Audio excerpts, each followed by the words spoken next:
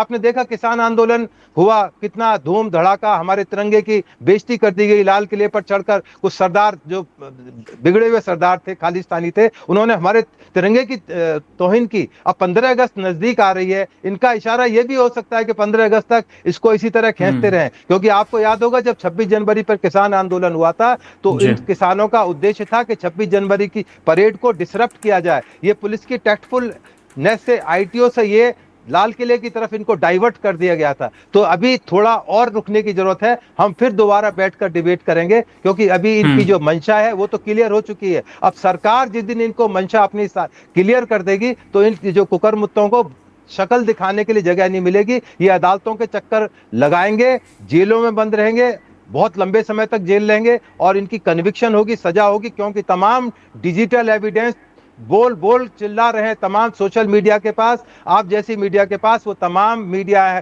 के पास है, क्योंकि अब जो नया कानून आया है उसमें डिजिटल एविडेंस उतना ही प्राइमरी एविडेंस के रूप में काउंट किया जाएगा और वो माना जाएगा कि ये इस भीड़ का हिस्सा थे और वो मौजूद थे, उनके हाथ में पत्थर कहां थे, उनकी सीसीटीवी डिटेल्स आएंगी, उनकी कॉल डिटेल्स आएंगी, तमाम साइंटिफिक इन्वेस्टिगेशन होगी। आगे आगे देखिए होता है क्या मुकुंद जी, बहुत सीरियस समय आने वाला है। बिल्कुल, शिवन जी से भी एक सवाल ले लेते हैं। शिवन जी, क्योंकि आप लगातार फील्ड पर मौजूद हैं और करीब से महसूस कर रहे हैं आखिर दर्द क्या है इनका, सच्चाई क्या है, विशेषकर जब सीजेपी प्रोटेस्टर्स ये कहते हैं कि हम पर पहले हमला हुआ इसलिए हमने अपनी जान बचाने के लिए बदले में हमला किया। क्या सचमुच भीड़ पुलिस को उकसा रही है? देखिए, पुलिस अगर भीड़ भी पुलिस को उकसा रही कुछ जगह पर, देखिए अब हुआ क्या है, मैं आपको पूरी परिस्थिति बताऊंगा। प्रैक्टिकल बात अलग होती है और ये कहना अलग होता है। जिस समय संसद मार्च हुआ उसी समय मैं समझ गया था, मैंने कहा भी था ये मार्च जो है कॉन्फ्लिक्ट करेगा दोनों के बीच में। क्यों? क्योंकि जब काफी बड़ी संख्या में 20,000 की संख्या में लोग जाएंगे तो जो आगे बैरियर है वहां पर, पहले बैरियर पे 40, 50 या 20 जवान खड़े हैं, एक बैरियर और आगे लगाया गया। अब वहां पर संजय सिंह पहुंचते हैं, आगे जमीन पर बैठ जाते हैं, लेकिन बड़ी संख्या में लोग ऐसे होते हैं जो पुलिस को चुनौती देते हैं कि हम तो जाएंगे। मैंने बात भी की, मैंने कहा वहां जाना तो मुश्किल पड़ता है, बहाना ये जो जगह है यहाँ पर भी आपकी बात तो उठ ही गई है भाई। जो संदेश होता है वो तो हम सड़कों पे आ गए, संदेश देना, विरोध प्रदर्शन, विरोध यानी कि हमने बात सरकार तक पहुंचा दी, लेकिन उनका तो संसद भवन तक जाएंगे, जो हम सब जानते हैं बहुत मुश्किल था, लगभग असंभव जैसा था। लेकिन वहां पर बैरियर को धक्का दिया जाता रहा, पता नहीं कहां से एक व्यक्ति उसमें आता है, वो पुलिस के किसी जवान को धक्का देता है। अब उस समय मौजूद पुलिस का जवान किस तरह से रिएक्ट करता है जब उसको धक्का मुक्की होती है, वहीं पर लाठी चलती है, फिर पुलिस बहुत तेज लाठी चलाती है।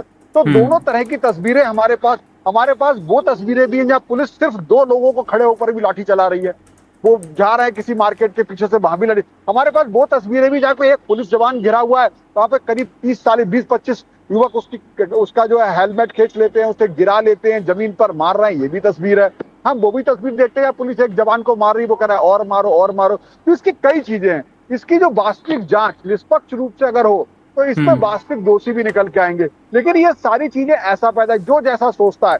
देखिए, अब इस तस्वीरों को जब देखते हैं, युवा पिट रहे हैं, तो वहां पे जो नए युवा आ रहे हैं वो भी आक्रोश में आ रहे हैं। अब उसमें नए युवाओं में कई ऐसे हैं जो इस वजह से आ रहे हैं कि अच्छा हमारा आंदोलन दबाया जा रहा है, लेकिन कुछ ऐसे शख्सियत भी हैं जो इस आंदोलन में घुस रही हैं।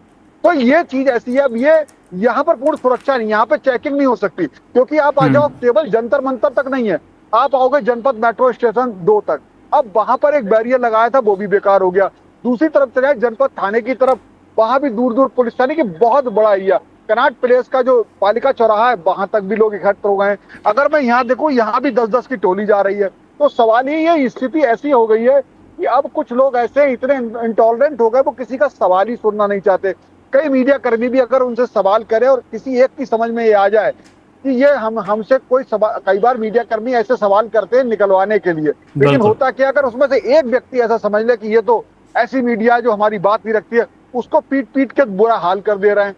तो ऐसी स्थिति में क्या हो रहा है, वहां पे अब सब कुछ किसी के हाथ में नहीं है। जो अभिजीत दीपके के सामने अगर लोग बैठे हैं तो वो उसे आवाज दे के बैठिए बैठिए बैठिए नियंत्रित कर ले रहे हैं, लेकिन वो कहां तक करेंगे, कोई इतनी दूर तो ना स्पीकर लगे, ना उन्हें पता है बाहर क्या हो रहा है। तो वहां पर तमाम ऐसे लोग हैं जिसके मन में जो आ रहा है कर रहा है। कई लोग खड़े खड़े पुलिस को बता भी रहे हैं या पुलिस पास से निकल रही व्यंग भी कस दे रहे हैं। अब उसमें अगर कोई पुलिस का जवान तेजी दिखा जाए या कोई डिसीजन ले ले तो निश्चित तौर पे, अभी मैं जब वहां खड़ा था मुझे पता ही नहीं था, एकदम लगा भाग दो, बस समझ ही नहीं पाया। तो कहीं कोई छोटी सी झड़प हुई और पता चला 2-3 लोग गिर गए, चोट भी खा गए। तो ये जो पूरी परिस्थिति हो गई, ये बहुत ऐसी स्थिति हो गई दिल्ली के लिए। 14 मेट्रो स्टेशन बंद है, वहां की वजह से इतना जाम है, इंटरनेट बंद है, पूरा व्यवसाय आसपास छोटे छोटे दुकानदारों का ठप पड़ा है। 10 रुपए की चीज बेचने के लिए वो रुपए घूम रहे हैं कैश।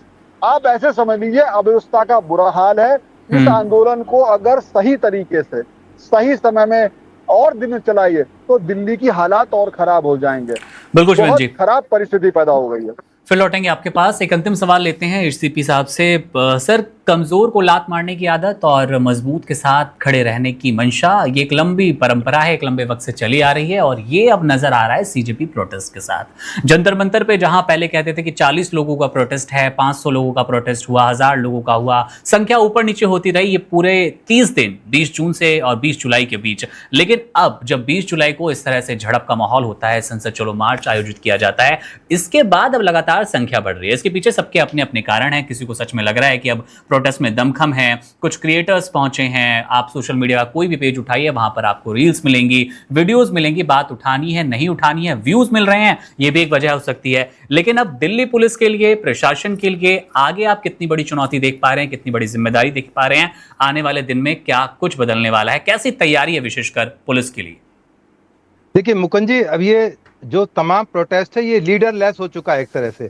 इनकी जो रिमोट कंट्रोल है अब कांग्रेस और आम आदमी पार्टी के पास जा चुकी है। हालांकि समाजवादी पार्टी भी बीच बीच में अपना कोशिश कर रही है कि हमारा भी कुछ वोट बैंक इससे निकल कर आ जाए, क्योंकि उत्तर प्रदेश के अंदर भी चुनाव होना है। अब पुलिस के लिए बड़ी दुविधा की स्थिति ये है कि चूंकि उसमें ऐसी कंडीशंस रखी गई हैं जो कि इम्पॉसिबल है, क्योंकि एफआईआर को क्वैश नहीं किया जा सकता। अब तमाम जो वीडियोज हैं, तमाम एविडेंसेज हैं, जो पुलिस इंजर्ड हुई है, पब्लिक के लोग इंजर्ड हुए हैं, जिन दुकानदारों को लूटा गया है, जिन सरकारी गाड़ियों को नुकसान पहुंचाया गया है, उन मुकदमों का क्या होगा? उन मुकदमों को खत्म नहीं किया जा सकता, क्योंकि देश की सबसे बड़ी अदालत भी तमाम चीजों को देख रही है। क्योंकि कॉकरोच का मामला शुरुआत सुप्रीम कोर्ट से ही शुरू हुआ था, चीफ जस्टिस ऑफ इंडिया से। वो भी इसको डेली टेलीविजन पर देखते होंगे कहीं ना कहीं से क्या चल रहा है, तो वो उनको खुशी तो मिल नहीं रही होगी, तो वो भी चाह रहे होंगे कहीं ना कहीं ये मामला अदालतों के अंदर आए, जिससे कि जो एविडेंस है उसके आधार पर इनका निर्णय हो सके। क्योंकि पुलिस के पास में या किसी और एजेंसी के पास में निर्णय करने की ताकत केवल अदालत के पास है। तो हम तो चाहते हैं कि मामला अदालतों के अंदर पहुंचे।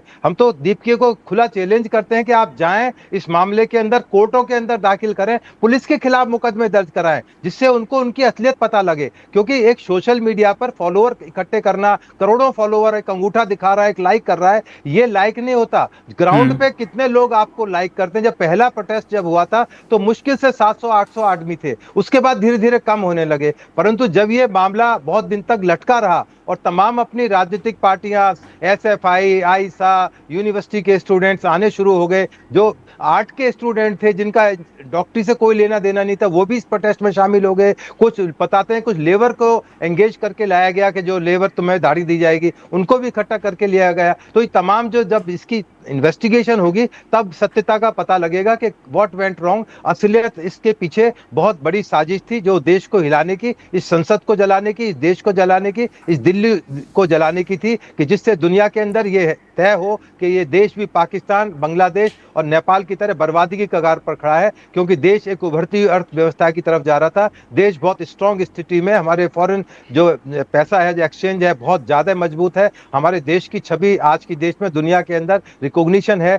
तो इसको बहुत सारे कंट्रीज को अच्छा नहीं लग रहा, तो इसलिए बहुत सारी फॉरेन फंडिंग हो रही है। इसलिए आपने देखा अभी एफसीआरए पर बहुत बड़ी एक डिबेट इस बारे में छिड़ी हुई है, संसद के अंदर भी और संसद के बाहर भी, कि सरकार जो बाहर से विदेश से पैसा आ रहा है उसको क्यों टाइट कर रही, चूड़ियां क्यों टाइट की जा रही हैं। ईडी के ऊपर लोग व्यंग कस रहे हैं कि ईडी क्यों टाइट कर रही है। अब किसी आदमी को 500-500 करोड़ रुपए का हिसाब किताब उससे पूछा जा रहा है, वो कह रहा है ये पूछने वाले कौन आ गए ईडी, मैंने पैसा कहीं से भी चोरी से मंगाया विदेश से। तो ये इसकी परतें धीरे धीरे खुलनी शुरू होंगी। अभी इन्वेस्टिगेशन शुरू हुई है, अभी जब मामला शांत हो जाएगा बहुत सारी चीज पर्दे के नीचे से निकल कर आएंगे, हम और आप फिर दोबारा इस पर बैठकर डिबेट करेंगे। Subscribe to One India and never miss an update. Download the One India app now.